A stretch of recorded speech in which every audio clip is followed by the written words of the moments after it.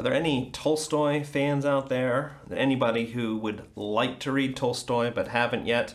I can highly recommend what everybody thinks is probably the biggest book in the world, War and Peace. It's not the biggest book in the world, but it is big. I can also recommend a book we're going to talk a little bit more about today, and that's Leo Tolstoy's A Confession, which is autobiographical. And he talks about going out among the peasants. He was a member of the social elite, and realizing that they, in contrast to the social elite, had a deep sense of their meaning and purpose in life, and they seemed to live better, even though their economic circumstances were much worse than Tolstoy and his friends.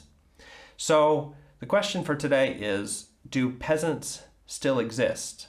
Are there people out there that you could go visit and find a different way of life, one that's more fulfilling and one that fits the aspirations of our soul?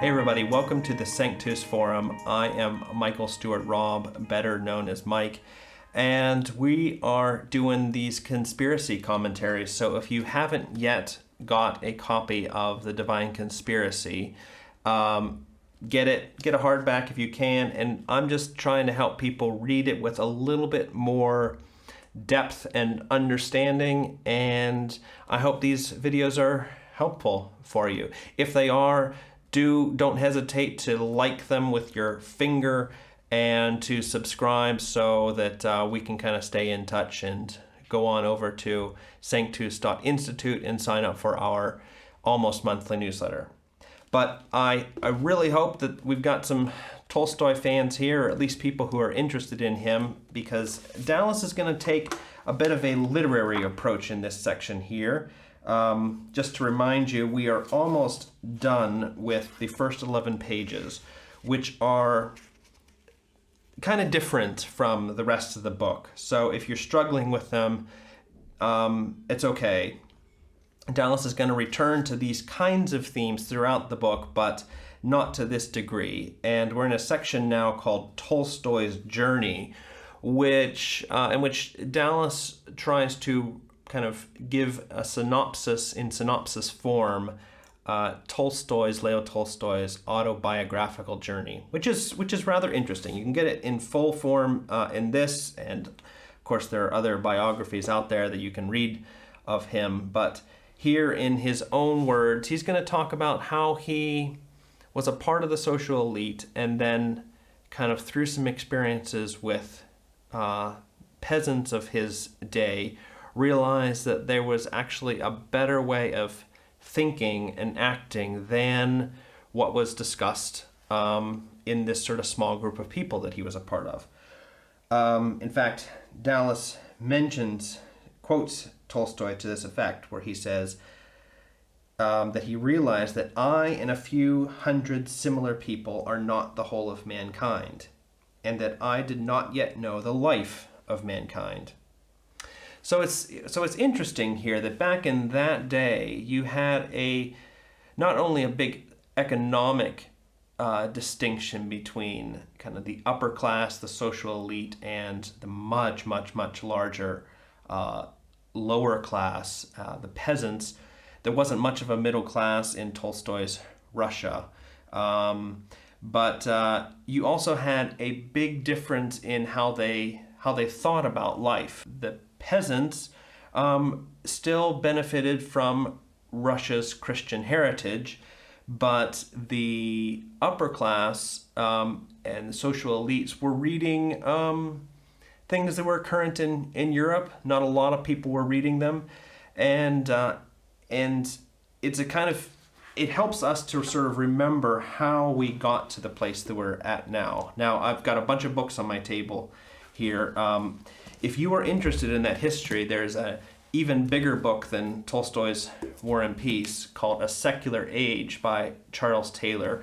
It's kind of a philosophy book, but it's more a history book which talks about how Europe especially, the Western world especially, moved from a place of just assuming God exists and he's a part of our world to assuming the opposites, assuming he doesn't exist and assuming he's not a part of our world.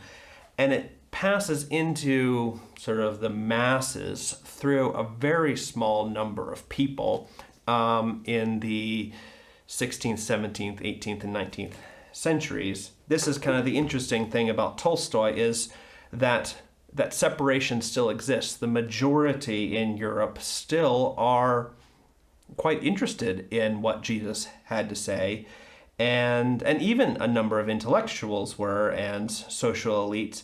But there's kind of a growing small consensus among those who kind of had more power in society that maybe everything is just particles and progress, which is just quoting Tolstoy and Dallas in this section.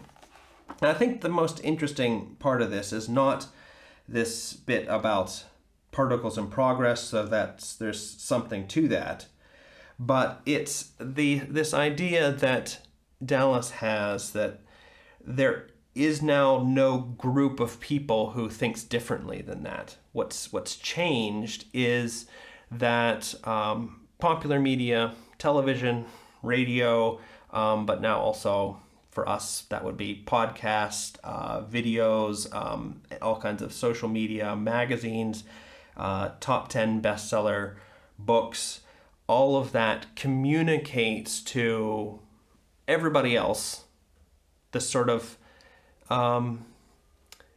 meaninglessness of particles and progress. It does make me wonder, who are the peasants today? Where could you go and find something different? And I think it stands out that it's much more like in the time of Jesus and the apostles and the early church, where it's actually a kind of an elite but not exclusive group, a very small group of people in Western society who if you find these people and you spend some time with them, you realize they have a very different perspective on reality and than the majority. And you will find really a very different way of approaching life. You'll find a more sense of meaning and purpose. Their lives may not be any easier in economic respects or with respect to power and having say over things, but you will find that they approach life differently. But the roles have sort of reversed a little bit, where the social elites of Tolstoy's day who believed in particles and progress were kind of a minority. Now you have a different sort of minority who believe in meaning and purpose and in God, and they are kind of this sort of elite group, and maybe one day the tide will change and we'll get back to having more peasants who are like that. But for now, it's just this sort of small group of Jesus followers. Well, I hope that was helpful. Thanks for watching. Thanks for listening. Remember, there's a podcast to this series, and I guess we'll see you next time. Bye.